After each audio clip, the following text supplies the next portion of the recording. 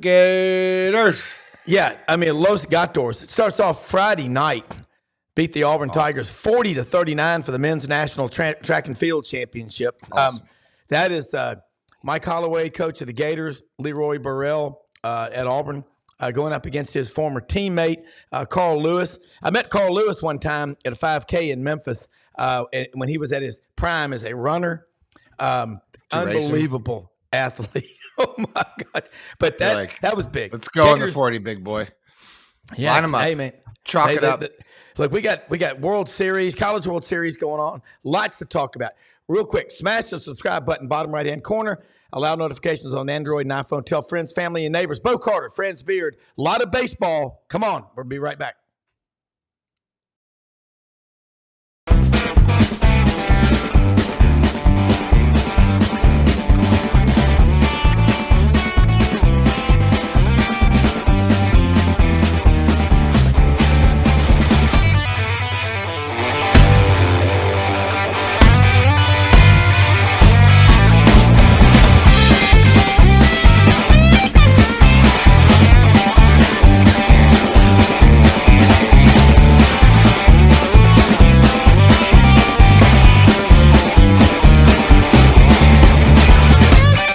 Sidelines with Rob Browne.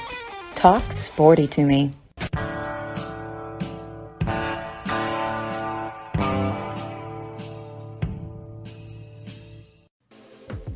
All right, Bo Carter. What a weekend in baseball, college baseball, World Series. This is exciting. We got Georgia today. It's loser leaves town. It's a hair match like Monday Night Wrestling at the old Mid-South Coliseum. Somebody is going to have their feelings hurt today. Georgia and NC State going to go at it in Athens today. So right now, we've got the Florida Gators in. 9th time in the 14 years Kevin O'Sullivan has been the head coach of the Florida Gators. 9 times. It sounds like Ferris Bueller's Day Off. 9 times. 9 times. And we're going to get Bo to chronicle this in a second, Brenden, because Bo is so knowledgeable. Baseball Writers of America, National Football Foundation. He's everywhere. All right. So Texas A&M. This is their 8th or 9th trip to the College World Series. They beat Oregon, and what a game that was. We'll talk about that. Tennessee, my goodness, 173 home runs. Now the record all time. LSU, 1997, 188. Okay? So you got that going on. And then let's not forget, first time ever in the Bluegrass, Kentucky hosts the regional, super regional up they host, and they're going to the College World Series. So we got Kentucky, Texas A&M, Florida, Tennessee, and hopefully Georgia's going to take care of business today against NC State. Right now we got 4, could be 5. Last time we had 5 teams in the College World Series, Bo Carter, I think it was 1996, 97. But, Bo, welcome to Sidelines. Hey, glad to be here, Rob. And it's, gosh, what a week for college baseball. I mean, you talk about you hit it on the head. A lot of comebacks yesterday.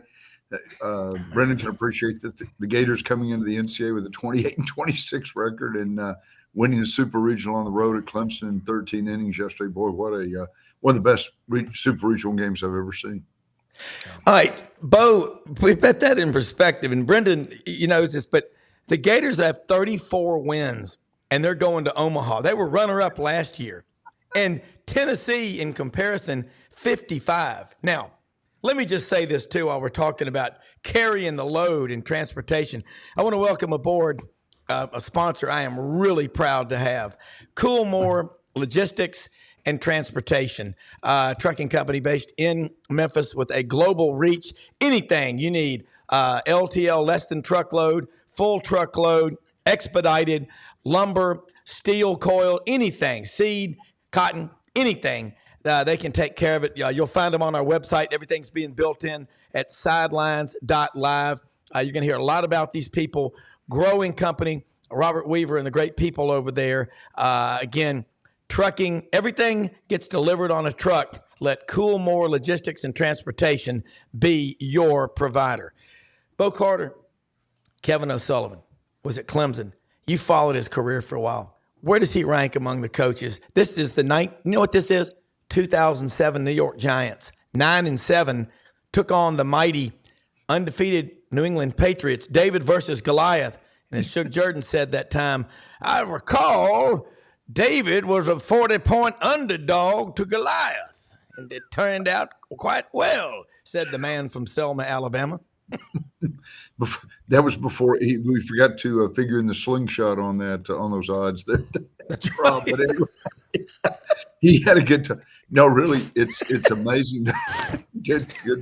I love Coach Jordan's quotes, but I do too. It just like you were saying, Tennessee #1 for like the last 5 or 6 weeks in the polls, and Florida actually played the nation's toughest schedule in most of the rating deals. So they warmed up with quite a menu, and just make your way through the SEC. Kevin O'Sullivan deserves a lot of credit there, man. They've got good talent. Jack Cagley, known arguably, if not the best player in college baseball, hit another home run yesterday, and I think they intentionally walked him 3 times. So it's he's a weapon every time he's plus a great pitcher as well. Well, you know what's crazy, and I think Brenden can back me up on this. I don't think Jack Caglione was a finalist for the Golden Spikes Award. That's ridiculous. No, he is for the Dick Hauser Trophy, which will be presented Friday. So, okay. Give the sports writers credit; they know what they're doing. No, they do. Writers, Well, Bo, no question. I just thought I'd heard that, and I was going, Caglione's from Tampa, Plant City, something like that. God, he's good. I mean, you talk about fun college baseball, Bo. Jackie Sherrill was on the show. Watch. Yeah, I mean, like you go into the park, he gives you the feeling. I don't know. He gives you that old, when he gets up to the plate, he gives you that old school feeling like anything's possible. You know what I mean? Like because it is.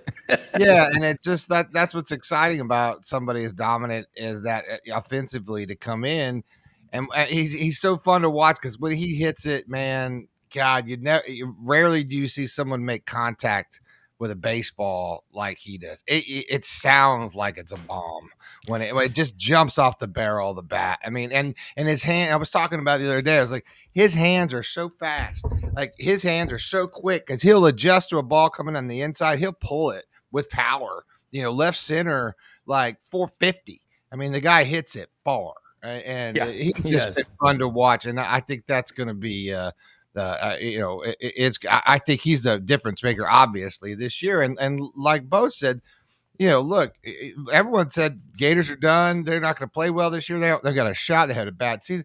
Look, Kevin O'Sullivan is one hell of a coach. That's why the Gators locked him up till 32 or something like that. 2032, I believe his contract is. Yeah. All right, here's a gentleman.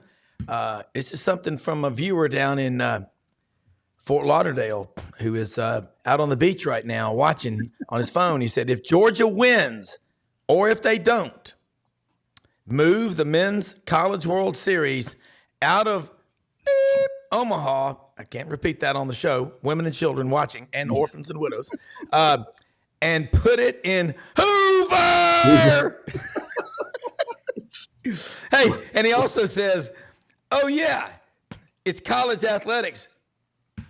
Where's the Big Ten? Yeah. Whoa! Hey, I don't know what's in this coffee this morning, but I don't either. I'm not sure where you're at right now. I'm trying to follow you. Then we ended up in the Big Ten. I'm not sure how we got there. Well, Bo Carter, make some sense out of this day. As Rich Little would do when he would try to calm himself down doing an impersonation, he would go, I am not a crook. Bo Carter, how cool is it? I mean, Hoover would have to build a 25,000 plus.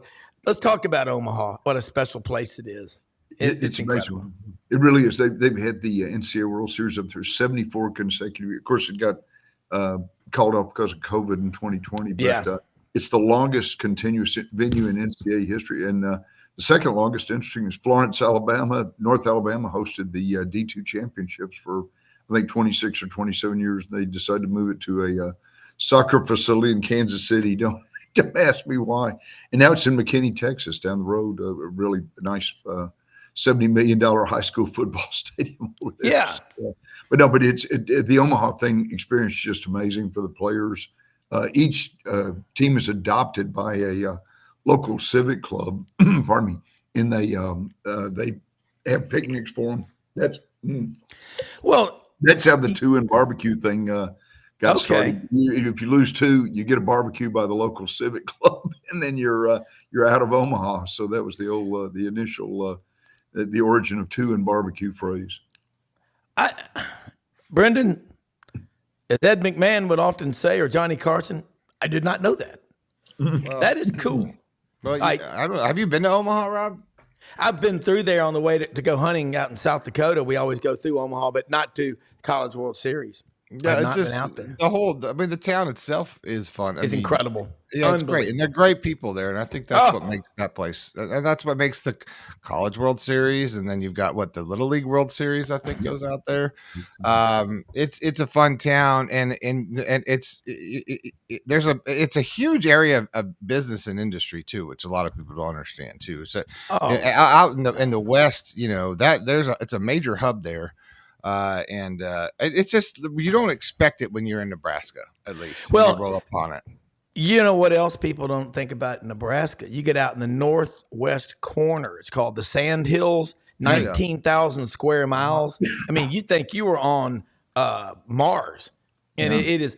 Nebraska is an amazing state. About 1.7 million people, probably. I'm not going amazing. I'm going to. No, it is. I'm really not going to go amazing. Hey, I rank a state as amazing based on how good the hunting and fishing is. I do not. See, I do. I do not. I say, but the people out there, they're all in, and they. You talk about branding, College World Series, Omaha Steaks and Burgers. I mean, stuff like that. Bo. College baseball. Jackie Sherrill said on the show a week ago Friday, said probably 85% of the eyeballs and the money that comes into college comes from college football TV revenue. Then you got March Madness, and maybe 2 or 3% is baseball. But I'm looking at these crowds, and I know they're not SEC football stadium size, but we're growing college baseball. And I saw a book at Barnes & Noble. I've got to pick it up next time I'm in there. It's on sale for $20. It's the baseball stadiums, all the venues now and in the past, and there's pictures and all the stats. Have you seen this book, Bo? Yes, it's pretty amazing. And and Rob and Brenden, you guys know too, they credit Ron Polk, the Mississippi State coach, with sort of being the godfather of the renaissance of SEC baseball, because when he came from Georgia Southern to Mississippi State in 1976, and remember a lot of places were Kentucky was playing in sort of a expanded high school stadium. The Kentucky coach also had to work at a bank 6 hours a day to supplement his salary or whatever. Too, they did that until about 20. I know until about 20. Can you imagine Nick Mingione working as a loan officer at the First National Bank of Lexington or whatever? They're during the day and switching into his practice uniform, dashing out there at 2:00. So the coach at LSU was the equipment manager of the football team. It's just unbelievable to see in the last 40 or 50 years how the SEC has become more and more. I mean, just the nation's powerhouse in baseball. Ralph Jordan Jr., Suge's son, told me, he said, Rob, as a kid, I used to be there at the house. The phone would ring, and Junior, there's Coach Troupe up here, Kentucky. We coming down there to play y'all in that barn down there, the sports barn. He goes, make sure your father can get me to go fishing out there. Of course, I want to catch those big bass. They catch those 8 and 10 pound bass at the AU School of Fisheries. Yeah. Nobody needs to know that. Nothing to see. Just keep driving along here. All right. Bo, you just said something about baseball. All right. College baseball, Ron Polk. And Sid Swaminathan, a friend of mine, is working on a book on the history of SEC baseball. Ooh. You know Ron Polk. Do you know Skip Bertman? Yes. Let's talk about that dude. I mean, what you talk about architects in the 90s. He built a dynasty, Rob, at LSU, and left it in great shape for Jay Johnson, the future guys. Paul Maneri, who was the coach there and won national championships. They all of a sudden they just caught up. And LSU traditionally had been a good program. Remember Miracle Mike Miley, the great guy that got killed in the car wreck. So we were quarterback, baseball player, all SEC in both sports. But they've Joe Adcock, the great Brendan's probably heard his dad tell him stories about Joe Adcock. But LSU's been Skip Bertman just took the tradition and just took it to the 40th degree. So it's amazing. I mean, the 90s, they really ruled baseball like the Yankees in the 50s and 60s. Well, and speaking of SEC baseball, then you got to look at the Wildcats making their first trip, right? Yes. So that's, I mean, now you've got Kentucky. I mean, their first trip to Omaha. I think we're seeing this emergence of this, the teams that maybe not compete in other things as far as football or whatever, but we're seeing now baseball emerging as like basketball. I mean, we had this conversation during the basketball season as SEC basketball sort of becomes a conversation in the South, which is just sort of right. I think baseball always was synonymous to me in the South and the Northeast, especially being somebody who grew up in Colorado, who, watched the Cubs.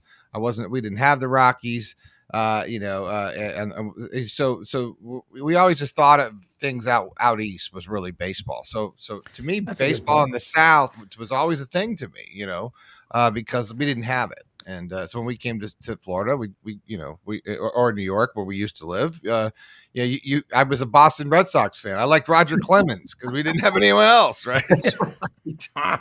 All right, so Bo, love of baseball.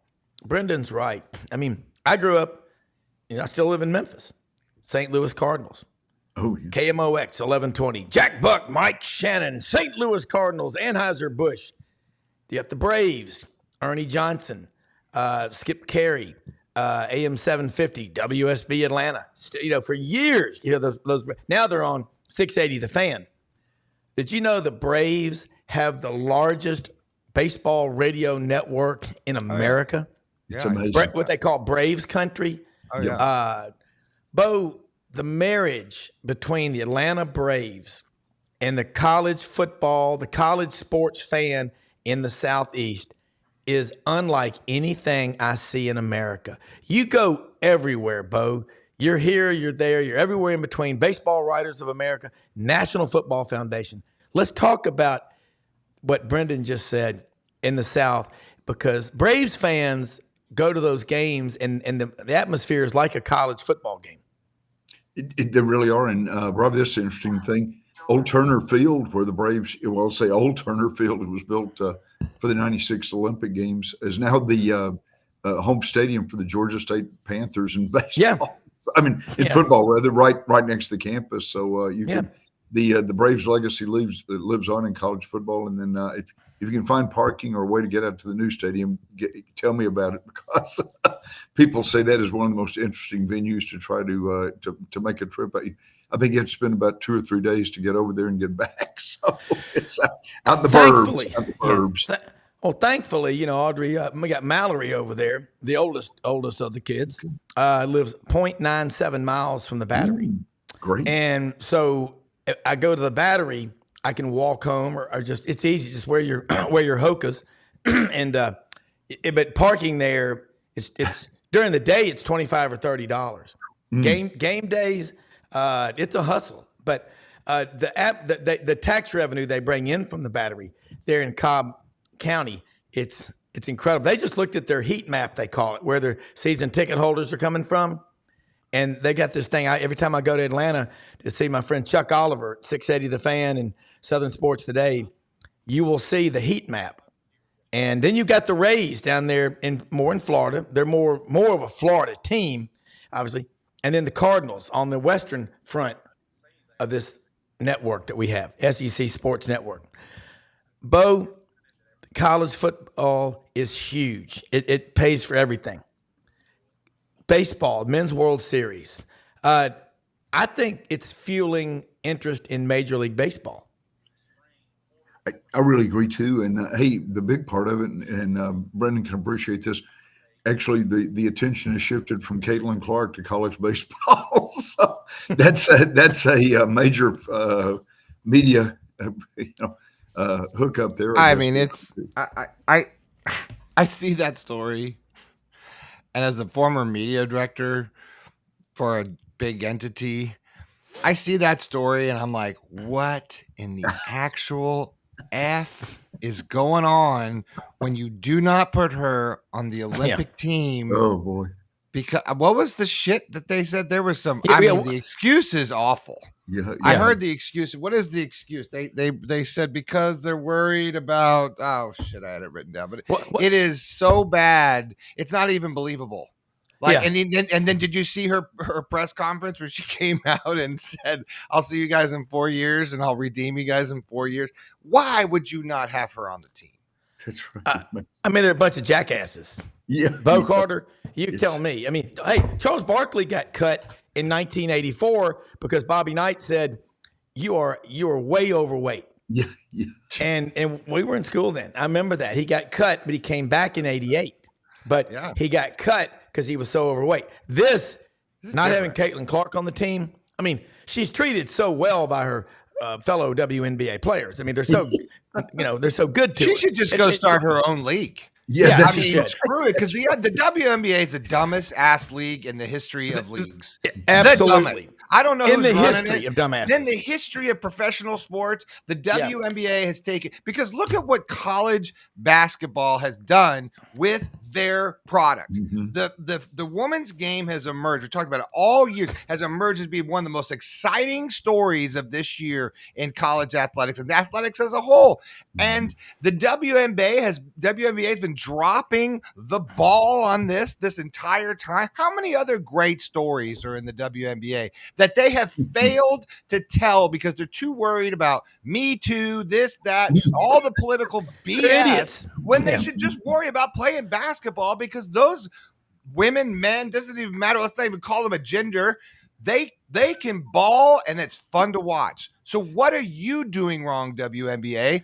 Because you're still doing it, because she should be playing in the USA team. And I know that's not the WNBA, and I know that's the Olympic Committee. I understand the difference. Just don't jump my whatever. But I'm saying, if you don't think they're not connected, you're wrong. Well, You're and wrong. Bo Carter, look at the NBA's numbers in the toilet, okay? Because nobody wants to hear your politics and all your virtue signaling and all that crap. Hey, shut up and dribble. That's what I say. Yeah.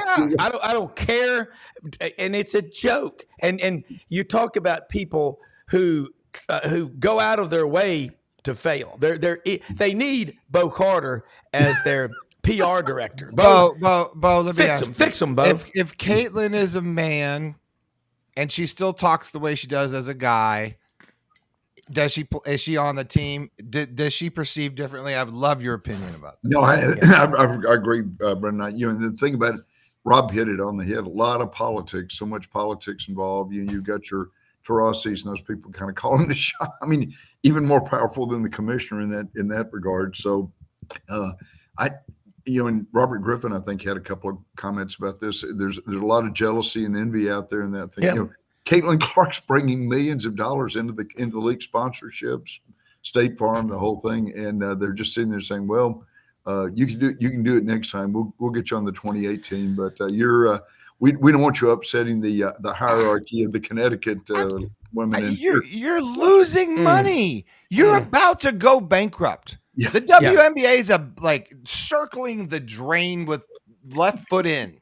Okay, now you've got the golden goose.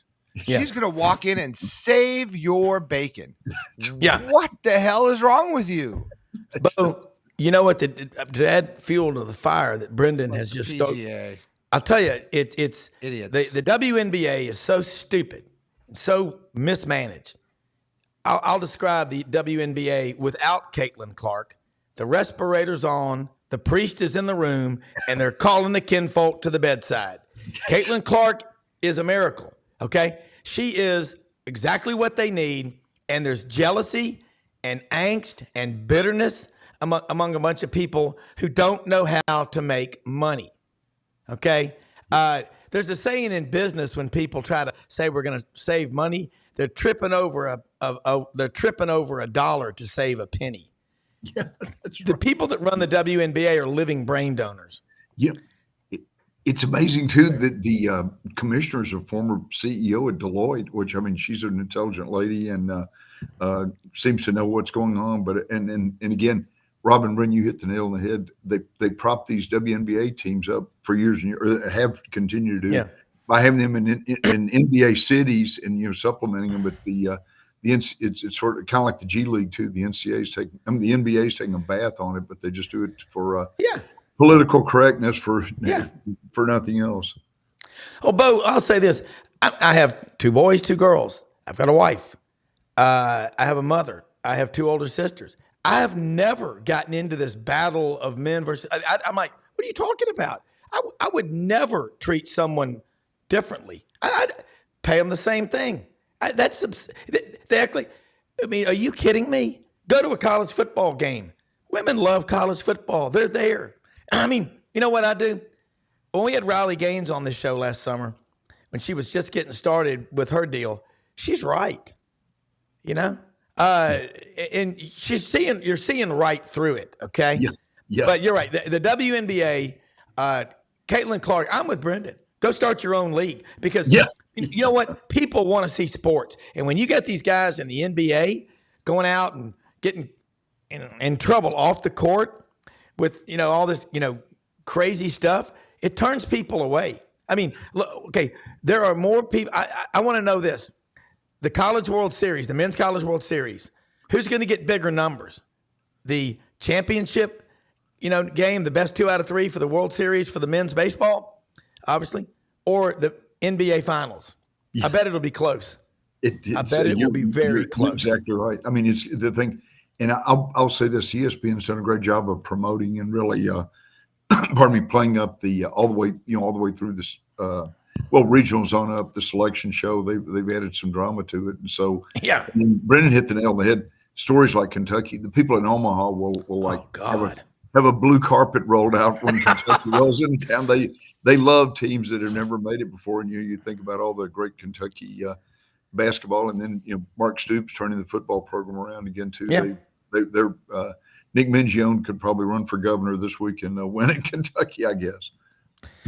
Well, I think the great thing about the Omaha, the 8 teams going out there, let's talk about the field right now. It's not completely filled out, but we know we've got Texas A&M, Tennessee, Georgia, and Kentucky.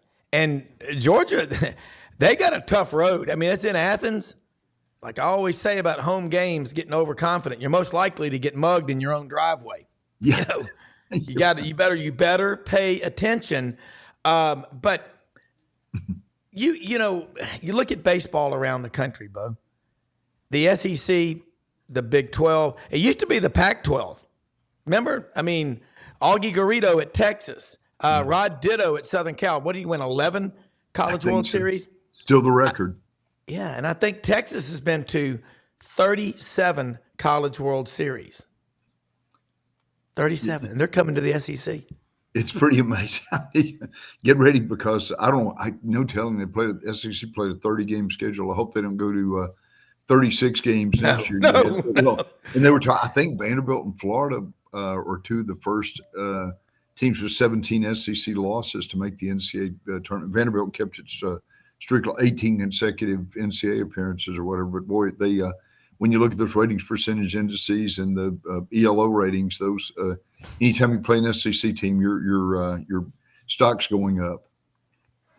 Okay, you mentioned earlier Florida's strength of schedule this year at 29 and 27 before the regional and super regional. Now they've got 34 wins.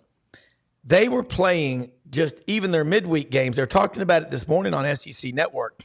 But man, that's a brutal schedule. Like it says in the good book, iron sharpens iron. Really you tough. get better when you play these better teams. They don't. They play Florida State and Miami in series every home and away during the season, and that really helps. And then to Florida's credit, and Brenden, you've seen they'll play North Florida and a few. I think maybe they've scheduled Bethune-Cookman and FAMU off and on or whatever. Florida State will too as well. So it's good to get the Gators, the Seminoles, in the same. Always love it when those two. Gotta love it. And amazing. The same table. Yeah, Florida State's played in 24 World Series. They finished runner-up 3 times, but they've never won the NCAA championship. So that's Bo. You know something I wanted to tell you. It was real important to me. I hate Florida State. Just wanted to let you know. I can tell that. That's all. And Georgia. Look at that. Yeah, I mean, your favorite team. But I really hate Florida State a lot. well, can't we all get along, as L.A. No. motorist Rodney King once said? They're not allowed in the SEC. Look, They're not good hey, enough. None of them. I don't like them. Let me say something real quick. I got to say something real quick about another one of our sponsors, Hewlett and Dunn Boot and Clothing Company on the historic Square, Collierville, Tennessee, having a boot sale right now, 25% off on all boots through Father's Day. They're open up through Saturday, open every day, Monday through Saturday, 10 a.m. to 6 p.m. Get out there. They've got Filson, Duckhead. It is the coolest store, hewlettandunn.com. You can see it. Great selection of boots made out of any and everything you can make a pair of boots out of, man. They are great people out there. hewlettandunn.com. They will ship anywhere that you got cowboy hats. They've got the belts. They've got STS. You name it. Great looking women's stuff. All that stuff they wear on Yellowstone, Schaefer, Pendleton. They've got it all at hewlettandunn.com. Also, Rumble Boxing Gym in Midtown Memphis. How you fight is how you live. And the Vitamin Shop, Oxford and Olive Branch, Mississippi, open Monday through Saturday, 9:30 a.m. to 8 p.m., Sundays 10:30 a.m. to 7 p.m. All right, we are proud to have our sponsors again, and we also talked about a new one, Coolmore Transportation and Logistics, Memphis-based with a global reach. Anything you need, LTL, full truckload, van, the containers, they can do it all, seed, cotton, lumber, anything that you need hauled on a truck, Coolmore Transportation. You'll find them on the website at sidelines.live along with all of our sponsors. Okay, cool story right now. We're talking about college baseball. The state of Florida, whatever happened, I mean, I know Florida State, Mike Martin went 21 times to the World Series, but Florida State never brought home a national championship. You look at Kevin O'Sullivan. You look at Mangione, the coach at Kentucky. This guy's special. Wes Johnson, didn't he leave LSU? And this is his first year at Georgia? Yes.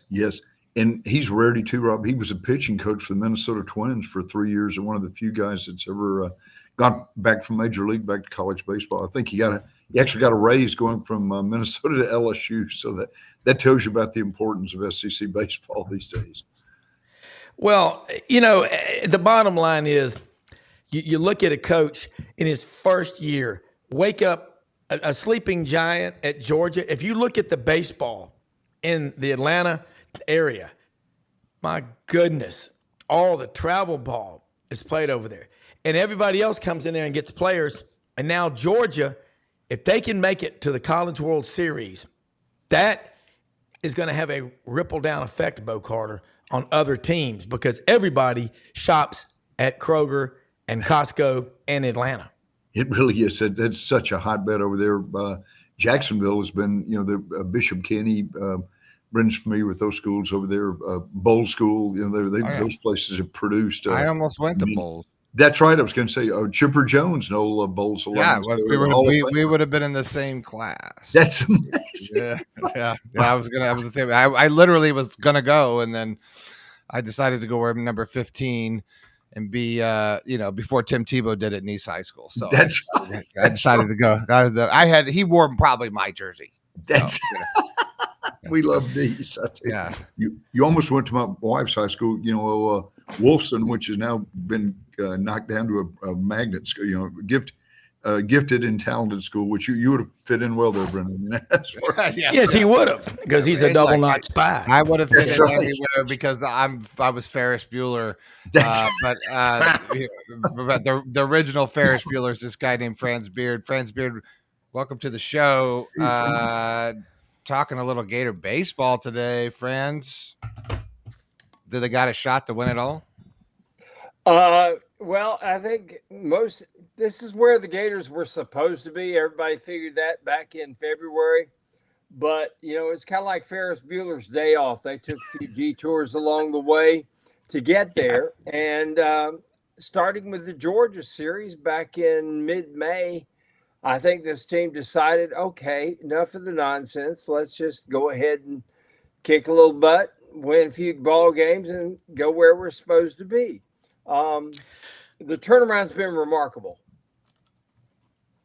It has.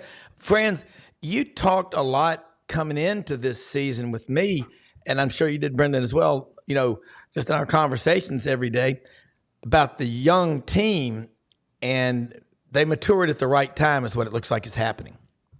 Well, they did, and they're still a work in progress when it comes to pitching. My goodness. Yesterday, all of a sudden he brings in Frankie Menendez, and I'm sitting there going, "Oh my!" And Frankie lasted one batter. Kevin saw 4 pitches and a walk, and said, "Okay, we'll put in another freshman and see what he can do." But it's always an adventure. But what you've got offensively is a team that makes you. Great pitching is when you hold the other team to 1 fewer runs than what you score. Yes. Okay. You said it. That's all that matters. You could have a 9 ERA, but if the other team has a 10 ERA against you, you win more. You win the ball games. I may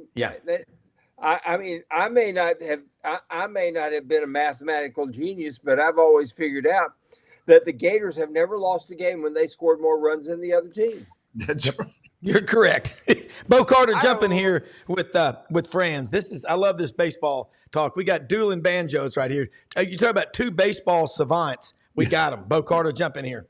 Oh, thanks, friends. Good to see you too, man. We could have like a Georgia-Florida matchup, Florida State. That's the best thing about the NCAA World Series, when you get a Texas playing Texas A&M, which is going to happen this year, but some of these SEC teams battling it after they've seen each other 5 and 6 times. So you don't think they've got the scouting reports down to the nth degree. It's going to be really they know how to pitch to people. And Frank's perfect point too. Florida can score runs, and I don't know whether the wind directions changed or whatever when they first started playing at what's now Charles Schwab Field. There were 3 home runs hit in one tournament in the early mid-20s, 2015s or whatever, and then all of a sudden it's got to be a pretty good hitter's park, but still a big dimension, so your pitching is going to come into play, especially in the championship round.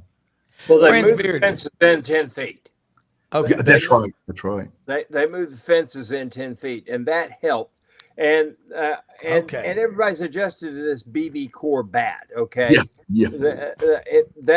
They went from trampoline gorilla ball, which is what this thing was. I mean, it's like hitting a ball with a trampoline. Goodness, I'm surprised, and I say this in all sincerity.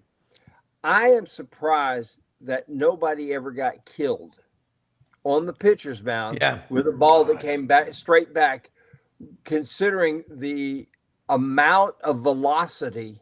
They talk about Caglione getting a home run the other day in Stillwater, 119 miles per hour off the bat. He hit one 561 feet. Mm-hmm. Back the longest home run that has been hit, college or pro, since they started keeping the stats, officially. If he had an aluminum bat on that ball, it would have gone 600 feet. Yeah, it literally would have gone 600 feet. And I am surprised, happily, that nobody got killed or nobody got a Herb Score type injury. I mean, there's a lot of folks that don't remember there was a pitcher named Herb Score back in the 1950s who was going to be Sandy Koufax before there was Sandy Koufax. I mean, people who I talked to Ted Williams, and Ted Williams said could have been the greatest pitcher of all time. Literally. I used to be able to sit with Ted at his Hitters Museum down in Inverness and just talk baseball. And Ted would say, Herb Score could have been. Yeah. He took the ball off his head, and he was never the same again. He saw double. He couldn't find couldn't find the mitt again. Well, let me, speaking of that, and I love the history and the knowledge that you two have. It's OTC, as my kids would say, off the chart, off the chain. All right, I'm going to start back and forth, rapid fire with you two. Okay, Bo Carter, 30 seconds or less. Tennessee, 173 home runs. The record's 188 in 1997. Can they surpass that, get 16 home runs? They got to stay alive. Yep, But what's going on with their hitters? It's unbelievable. There's a good chance. In fact, interesting, Christian Moore, the Tennessee, is the first guy ever to hit 30. He's up to 32. But, they've always had that great balance and played. Lindsey Nelson Field, one of our favorite old broadcasters there. In fact, he had a home on top of the hill where he could watch the games after he retired. But they've got a juggernaut, Rob, and I think I'm amazed that Evansville came back and won that middle game against them. But they can Tennessee and Texas A&M, and to an extent, Florida might be the three best hitting teams up there. All right, Bo Carter, can they do it? I mean, Franz Beard, can they do it? Can they break 188? 16 is going to be hard to get because in Omaha. In Omaha, simply because you're on a format. You play 2 games, and if you win them, you get a third. Somebody's got to beat you twice. 6 games, and what do they need? 16 home runs to break it. If they can play 6 games, yes, they can. Yeah. I don't think they can if it's going to take. I don't think they can if they play fewer than 6. I mean, but Omaha's a strange place, and last year the Gators hit a lot of home runs there. I mean, Ty Evans went to Omaha and hit 5 home runs. Wyatt Langford. We had Wyatt Langford on that team. We had Cagley on that team. Yeah. Had a lot of guys that could hit home runs. Tennessee does. Here's the one thing I will say about the ballpark in Omaha, though. Yeah. It is really a good line drive hitters park. It is really a gap hitters park. Now the ball travels well there, but it is a gap hitters park because you got a lot of outfield space, and my gosh, it's a great park for doubles and triples. It really is. Let me ask you this, Franz. God, this is what I love about y'all, the historical perspective. Bo Carter, what team? Now, we don't know everybody that's in the field yet. Georgia's still alive, and NC State. One of those two is going to be there.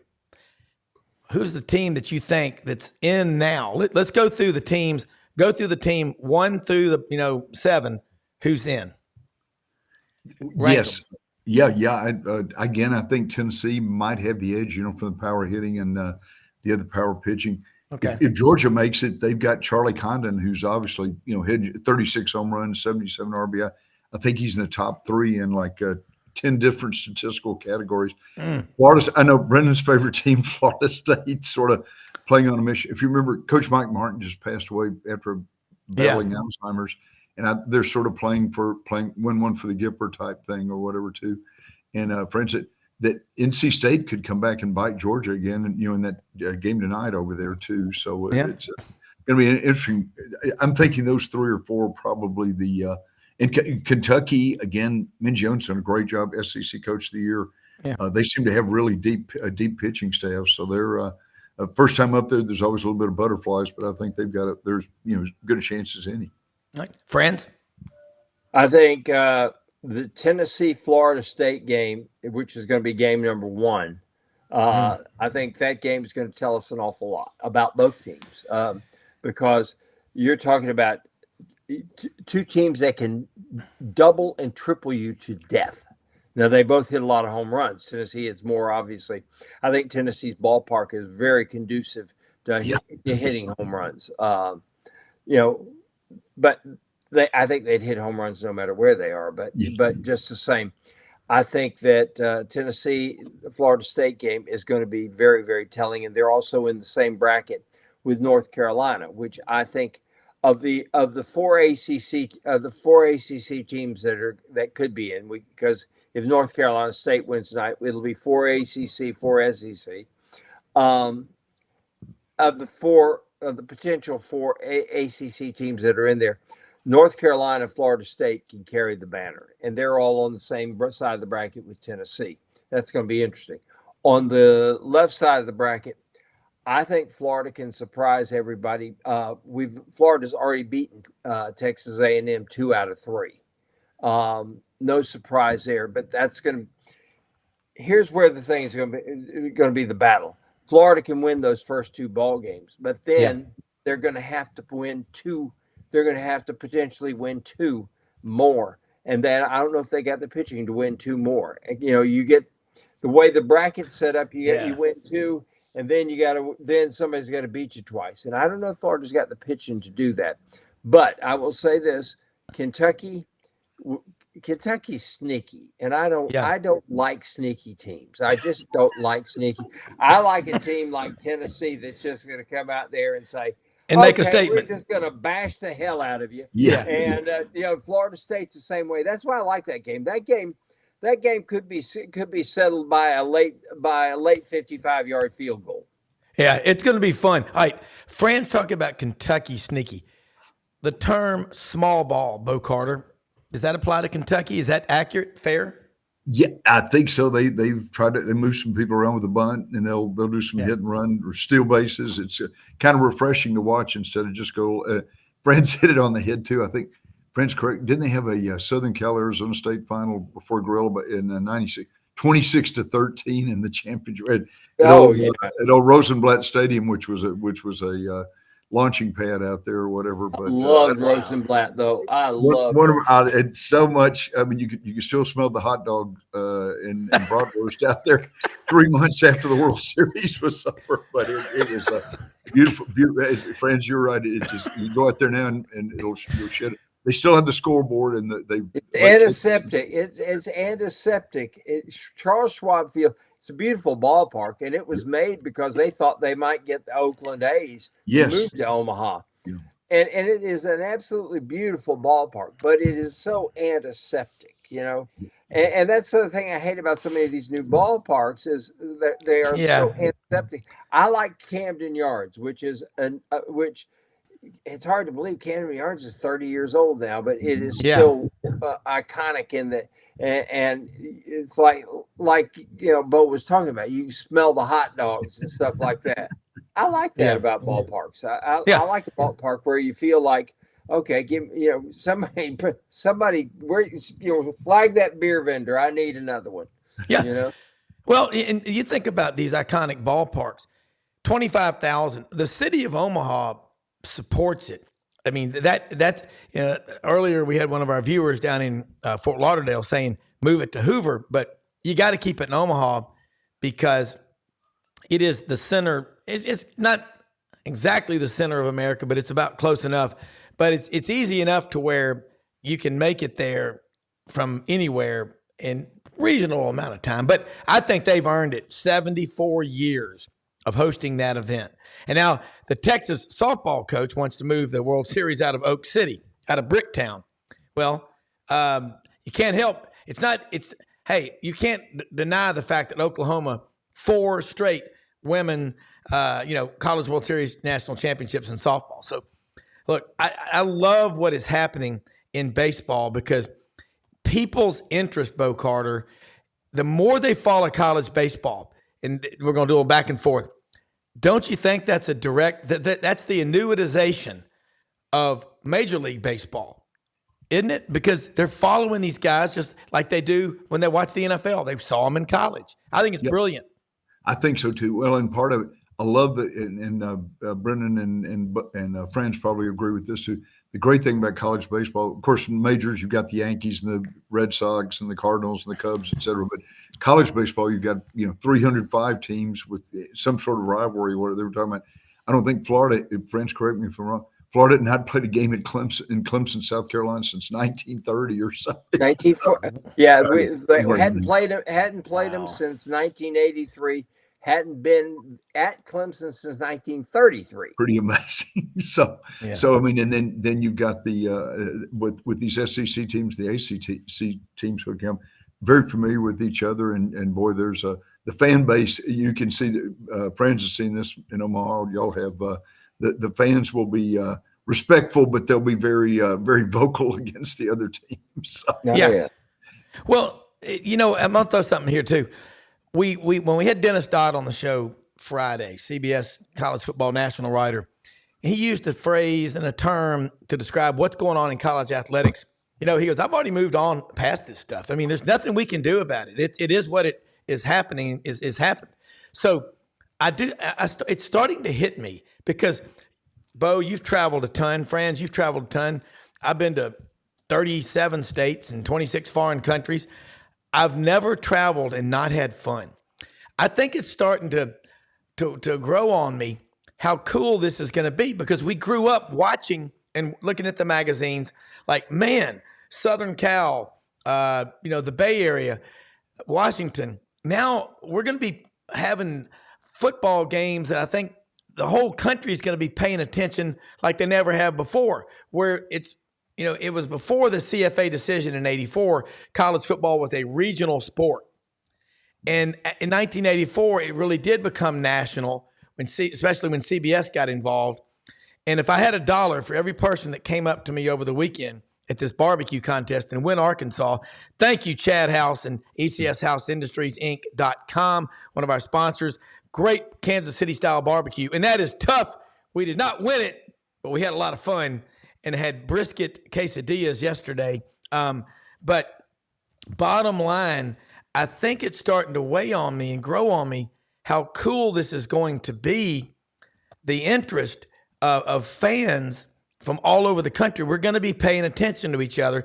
But if I had $1 for every person that came up to me and said, I'm going to miss that iconic CBS music at the intro of every college football Saturday. And I said, yeah, we are. It's iconic. But guys, we're about to be learning more about the rest of the country than I can ever remember. But don't forget, 101 years ago, the Southern Conference had, guess how many members? 23. Thank you, David Housel, SID Emeritus at Auburn, for chronicling and putting that out 3 years ago. He said, we've been here before, people. Bo Carter, how about that? Deja vu all over again? It really is just reform. And Rob, you and friends of mine and I have talked about this.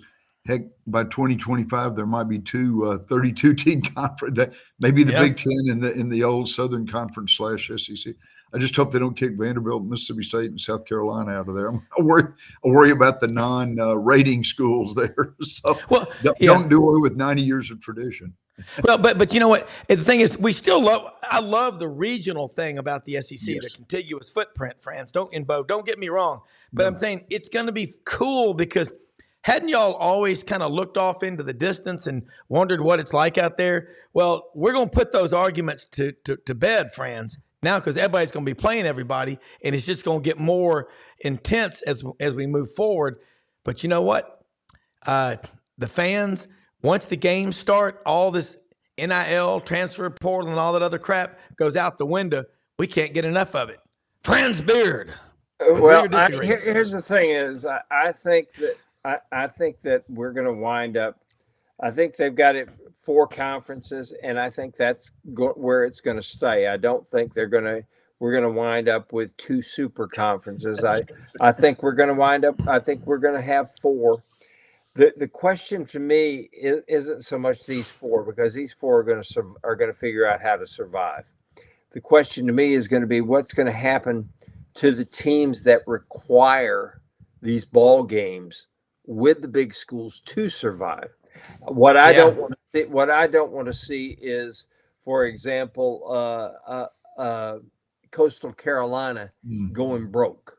Yeah. I don't want to see. I don't want to see Troy having to have bake sales to keep a team on the field. We've got to figure out a way to. The NCAA screwed up with its socialistic attitude of what's good for Nicholls State is good for Penn State. Cool. That doesn't work. No. and it didn't work, and it never was going to work. And it took too long before we got to a point where everything started crashing, which is where it could be now.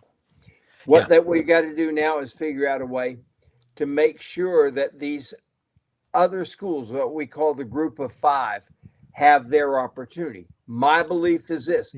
We can still have games with each other, but give the group of 5 its championship. Correct. Have it the same weekend as the big dance. Okay. Yeah. For example, if you're going to play, let's say you're going to play, give them, for example, a permanent home. Maybe play, put that game in Atlanta. I agree. Put that game in a pro stadium, maybe in Nashville, for example. Yeah. And let it be like Omaha is to baseball for the group of five. Here's the cool thing about baseball, and people can talk about moving it out, and same thing with softball. You go, you talk to these kids, for example, the Florida softball team. All they could talk about back in February was getting to Oklahoma City. Oklahoma City is like the magnet. Baseball, get to Omaha. Give the group of five, its own playoff, and give them something to shoot for. And maybe someday we get to a point where we can have the group of five champion play the Power Four champion. There's a lot of possibilities. Yeah, that's where I was going. We're about out of time. Right on, Franz Beard, Bo Carter. And we've got to, Jackie Sherrill said the same thing. You've got to have 2 championships in a destination city. That works. What drives people crazy is uncertainty. They like knowing Omaha, Oklahoma City, or wherever the playoff games are. Let's do that. And I do. It is good for the morale of the United States to have college sports good all over the country. And it matters to people. It matters. And there are so many people that we all know in the business world, in life, who have overcome a lot. A scholarship, giving a scholarship to a young man or a young woman from anywhere can change their lives and the lives of a lot of people around them. And you will get out of life what you accept. And if you accept mediocrity, you will be mediocre. And you know what? You look at these sports teams. Look at Florida. They decided, mid-May, like you said, hey, we want more. Bo Carter, unbelievable stuff. Baseball Writers Association of America, National Football Foundation, just one of the best guys around. Franz Beard, he just keeps writing and writing and writing. Repetition's the mother of all skill. GatorBaitMedia.com. And Franz, you look like you're doing better from your injury, but absolutely. Not really, but I'm here. But you look. That's I'm right. gonna tell you what. Hey, he fell down and busted his shoulder up, Bo. But Franz is a winner. Bo is a winner. Brenden, we got the best executive producer on the planet. And again, want to say, proud to have that new sponsor, Coolmore Logistics and Transportation. Check them out on the website. It's all going to be up there. We live in the greatest country in the history of the world, folks. Go out and do great things for other people. God bless America. We'll see you tomorrow. Thanks for watching Sidelines. Bye. Bye-bye. Thanks, guys. Thanks.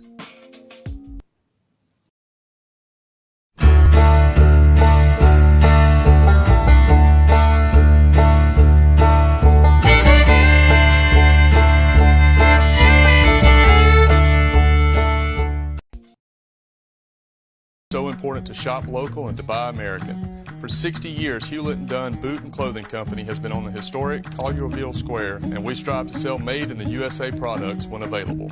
With over 7,000 pairs of Western boots and work boots in stock for men and women, come and see our huge selection of clothing, jeans, and accessories from top brands made in the USA. Please support local business and come shop with us at Hewlett & Dunn Boot and Clothing Company. God bless the USA.